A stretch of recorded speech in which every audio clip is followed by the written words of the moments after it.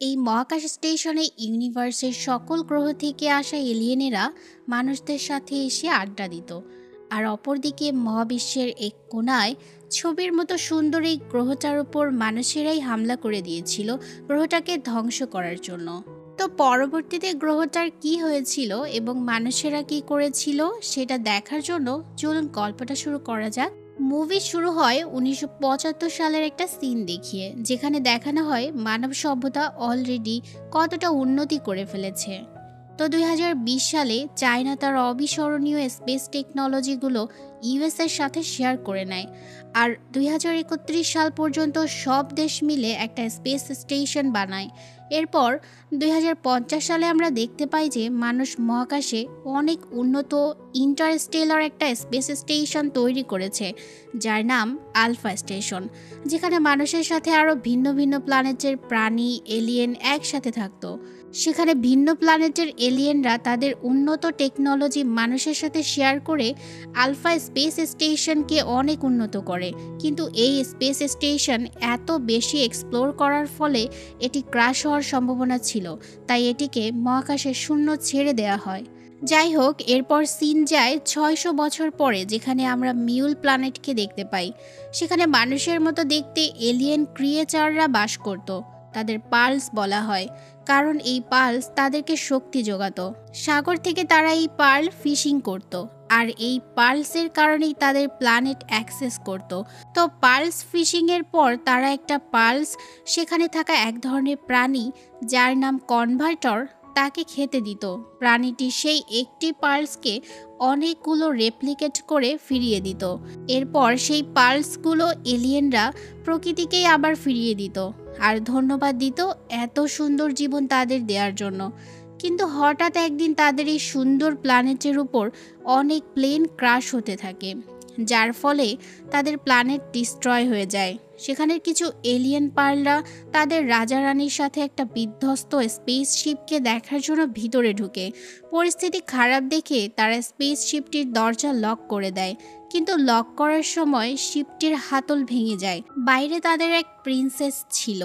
হাতল ভেঙে যাওয়ায় তারা আর প্রিন্সেসকে ভিতরে আনতে পারেনি।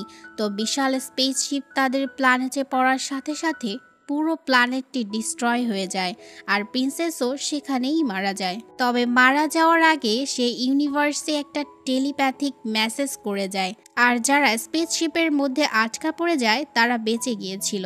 যাই হোক, এরপর আমরা গল্পের প্রধান চরিত্র মেজর ভ্যালেরিয়ন ও তার পার্টনার সার্জেন্ট লরিনকে দেখতে পাই। তারা দুজন সরকারের হয়ে কাজ করে। এদিকে মিউল প্ল্যানেটের প্রিন্সেস মৃত্যুর আগে যে টেলিপ্যাথি মেসেজ দিয়ে গিয়েছিল তা মেজর ভ্যালেরিয়ন মাঝে মাঝেই স্বপ্নে দেখতে পায়। তো ভ্যালেরিয়ন আর লরিনকে এবার নতুন এক অ্যাসাইনমেন্ট দেওয়া হয়। তাদের এবারের মিশন হচ্ছে বেঁচে থাকা শেষ কনভার্টর প্রাণীকে উদ্ধার করে সরকারের কাছে জমা দেয়া। তারা সে কাজেই যাচ্ছিল, তবে স্পেসশিপ ওপেন করার আগে ভ্যালেরিয়ন তার দেখা স্বপ্নটাকে স্ক্যান করে জানতে পারে যে এই সিগন্যাল অতীত বা ভবিষ্যৎ থেকে পাঠানো হয়েছে। এর বেশি আর কিছুই জানা যায় না। তো তাদের যে নতুন অ্যাসাইনমেন্ট দেওয়া হয়েছে তা সম্পন্ন করার জন্য তাদের ভিন্ন এক প্ল্যানেটে যেতে হবে, যে প্ল্যানেটে একটা বিগ মার্কেট তৈরি হয়েছে। তো তারা সেখানে ট্যুরিস্ট সেজে মিশন শুরু করে। প্ল্যানেটটি দেখলে মনে হবে এটি শূন্য গ্রহ, কিন্তু এক ধরনের বিশেষ ক্লাস পড়লে বিগ মার্কেটটি দেখা যায়, কারণ এটা একটি ভিন্ন ডাইমেনশনে রাখা হয়েছিল।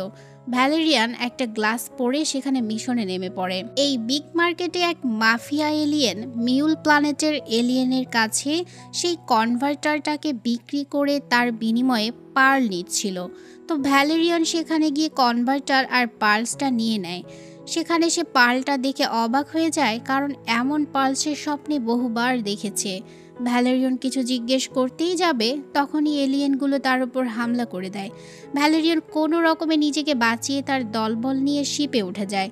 তখন এক বিশাল সাইজের এলিয়েন ক্রিয়েচার তাদের শিপে উঠে তো যায়, কিন্তু শিপের স্পিড এতটাই বেশি ছিল যে ক্রিয়েচারটা নিচে পড়ে যায়। ভ্যালেরিয়ান পার্লসটা স্ক্যান করে অনেক তথ্য পায় এই যেমন তাদের এই শিপের শক্তি থেকে এই সামান্য ছোট সাইজের পার্লের 10 গুণ বেশি শক্তি রয়েছে। তাছাড়া এটি মিউল প্ল্যানেটের। প্রায় 30 বছর ধরে এই প্ল্যানেট থেকে কোনো সিগন্যালই পাওয়া যায়নি। সে ওই প্ল্যানেটকে ডাটাবেজে রূপান্তর করতে চায়, কিন্তু কম্পিউটার তা ডিনাই করে দেয়, কারণ 5 স্টার পদের কর্মকর্তা ছাড়া এই প্ল্যানেটের তথ্য কেউ জানতে পারবে না। এদিকে লরেন দেখতে পায় কনভার্টারটি খুব ক্লান্ত হয়ে পড়েছে। সেটির চিকিৎসা করে দিলে প্রাণীটি আগের মতো চাঙ্গা হয়ে যায়। যাই হোক, এবার আসি আলফা স্টেশন নিয়ে কিছু তথ্য জানতে। এখানে 3000-এরও বেশি এলিয়েন প্রজাতি বাস করছে। এরা সবাই একে অপরের ভাষা, জ্ঞান সম্পর্কে সব কিছু জানে। তার মধ্যে 800 প্রজাতির এলিয়েন পানিতে বাস করে কোবাল্ট উৎপন্ন করছে। আর এদের মধ্যে এমনও কিছু এলিয়েন আছে যারা জীববিজ্ঞানে পারদর্শী। তারা চাইলে যে কোনো কোষ তৈরি করতে পারে।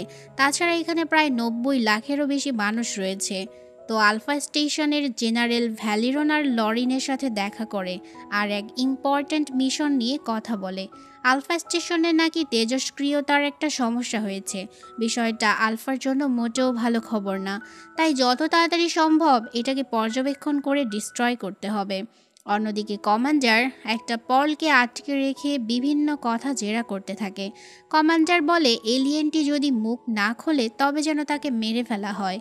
এরপর দেখা যায় একটা মিটিংয়ে সকল প্ল্যানেটের জেনারেল স্পেসশিপের তেজস্ক্রিয়তার বিষয় নিয়ে আলোচনা করছে। জেনারেল সেখানের হাইলাইট জানার জন্য ভ্যালেরিয়ন আর লরিনকেও পাঠায়।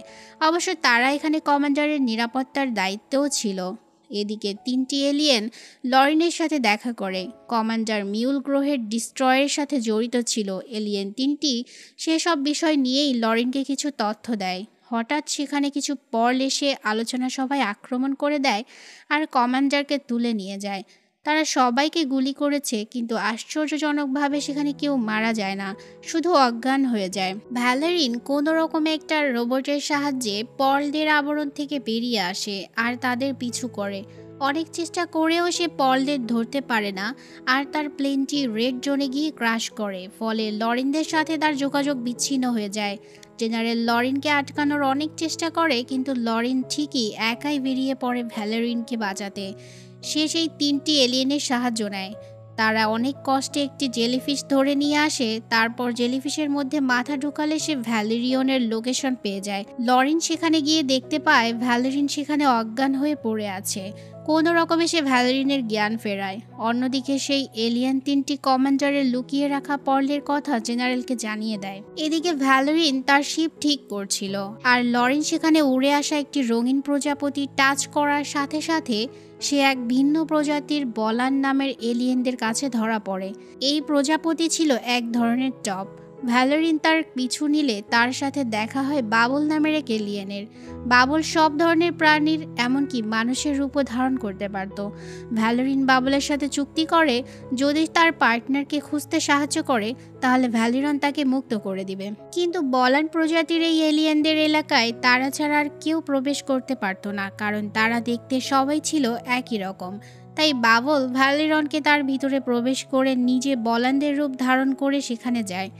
সেখানে বলানরা বিভিন্ন ধরনের খাবার বানিয়ে তাদের রাজাকে নিয়ে দিচ্ছিল, কিন্তু তাদের রাজার কোনো খাবারই পছন্দ হচ্ছিল না। এদিকে যেই বলান লরিনকে ধরে নিয়েছিল সে লরিনকে সুন্দর করে সাজিয়ে তাদের রাজার কাছে নিয়ে যায়। এত এত খাবার রেখে খাওয়ার জন্য তার লরিনকে পছন্দ হয়। রাজা লরিনকে খেতেই যাবে, তখন ভ্যালেরিয়ন আর বাবল সেখানে থাকা সব এলিয়েনদের সাথে লড়াই করে কোনো রকমে লরিনকে নিয়ে পালিয়ে আসে। পালানোর সময় বাবল অনেক আহত হয়ে পড়ে আর সে সেখানেই মারা যায়। অন্যদিকে ভ্যালেরিন বুঝতে পারে মিউল গ্রহের সেই প্রিন্সেস তাকে গাইড করছে তেজস্ক্রিয় সেই জায়গায় যাওয়ার জন্য।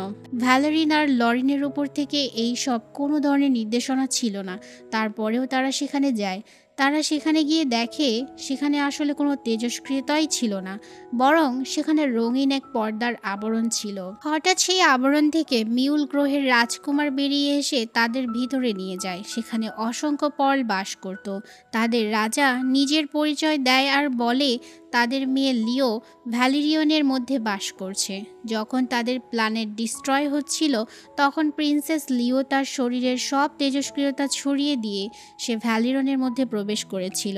এছাড়া তাদের প্ল্যানেট ডিস্ট্রয় করার পিছনে কমান্ডারের হাত ছিল। কমান্ডার তার দোষ লুকাতে এই প্ল্যানেটের সব তথ্য মুছে ফেলে।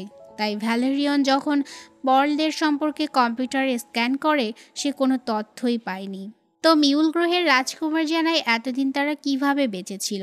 তারা সেই স্পেসশিপের মধ্যে সব কিছু পর্যবেক্ষণ করে সেখানে ডাটাবেস থেকে তারা অনেক তথ্য নিয়ে জ্ঞান অর্জন করে, আরও উন্নত টেকনোলজি তৈরি করতে শিখে যায়। আর এভাবেই নিজেদের উন্নত করে তারা বেঁচে থাকতে শিখে যায়। অন্য এক প্রজাতির এলিয়েনরা তাদের উদ্ধার করে আলফার কাছে বেচে দেয়। আর এভাবেই তারা আলফায় প্রবেশ করে আরও অনেক কিছু শিখে নেয়। বিভিন্ন জিনিস সংগ্রহ করে তারা এমন একটি ভেসেল তৈরি করে যার মাধ্যমে তারা তাদের মিউল গ্রহটাকে আবারও ফিরে পাবে। কিন্তু এর জন্য তাদের সেই সর্বশেষ বেঁচে থাকা কনভার্টার আর উজ্জ্বল মুক্ত লাগবে। তারা কনভার্টারটি তো পেয়েই ছিল, কিন্তু তখন ভ্যালেরিয়ন তা চুরি করে নিয়ে আসে। তাই তারা বাধ্য হয়ে কমান্ডারকে কিডন্যাপ করেছে। রাজকুমার কমান্ডারকে জাগিয়ে দেয়। সে উঠেই ভ্যালেরিয়নকে বলে তাদের হত্যা করে দিতে, কিন্তু ভ্যালেরিয়ন আর লরিন তা না করে কমান্ডারকে বিভিন্ন প্রশ্ন করতে থাকে। কমান্ডার রেগে গিয়ে বলে সেদিন যদি সে এলিয়েনদের না মারত তাহলে আলফাতে মানুষদের কোনো জায়গাই দেয়া হতো না। মানুষ আলফার নেতৃত্ব হারাতো। তাছাড়া মানুষ এই এলিয়েনদের থেকে টেকনোলজিতে অনেক পিছিয়ে পড়তো। কমান্ডার আবারও তাদের পার্লদের মেরে ফেলতে বলে, কিন্তু ভ্যালেরিয়ন তো তা না করে কমান্ডারকেই ঘুষি মেরে অজ্ঞান করে দেয়। সব কিছু জেনে লরিনের অনেক খারাপ লাগে। সে তার কাছে থাকা কনভার্টারটা দিয়ে দেয়। বলরা কনভার্টারকে একটি মুক্ত খাইয়ে দিলে সেটি ভেসেলের মধ্যে অসংখ্য মুক্ত ছড়িয়ে দেয়, আর সাথে সাথে জায়গাটা মিউল গ্রহের রূপ নিয়ে নেয়। অন্যদিকে জেনারেল মনে করেছিল বলরা হয়তো তাদের আক্রমণ করতে পারে, তাই সে তার দলবল সেখানে পাঠিয়ে দিয়ে সেখানে আক্রমণ করে দেয়। কিন্তু বলরা ঠিক তার উল্টো কাজ করে। তারা বেরিয়ে এসে আলফার সৈন্যদের আমন্ত্রণ জানায়। অন্যদিকে ভ্যালেরিয়ন জেনারেলের সাথে কন্ট্যাক্ট করে সৈন্য ফিরিয়ে নিতে বলে। জেনারেল তাদের ডিএনএ ম্যাচ করতে না পারায় কমান্ডারের সাথে কথা বলতে যায়। জেনারেলের সাথে সেখানে কমান্ডারের রোবটগুলি ছিল। কমান্ডার রোবটদের আদেশ দিয়ে দেয় পলদের আক্রমণ করতে। নির্দেশ পেয়ে তারা সাথে সাথে সেখানে আক্রমণ করে দেয়। এমনকি সেখানে সেট করা বোমাটাও তারা অ্যাক্টিভ করে দেয়। জেনারেল বহু কষ্টে বমটি ডিঅ্যাক্টিভ করে। এই সুযোগে পলরা কমান্ডারকে বেঁধে রেখে তাদের স্পেস নিয়ে মহাশূন্যে উধাও হয়ে যায়। তাছাড়া তারা ভ্যালেরিয়ন আর লরিনকে মহাশূন্য ছেড়ে দিয়ে যায়। আর এই মুভি এখানেই শেষ হয়। তো আজকের মতো গল্পটি এখানেই শেষ করছি। ধন্যবাদ সবাইকে, ভালো থাকবেন সবাই।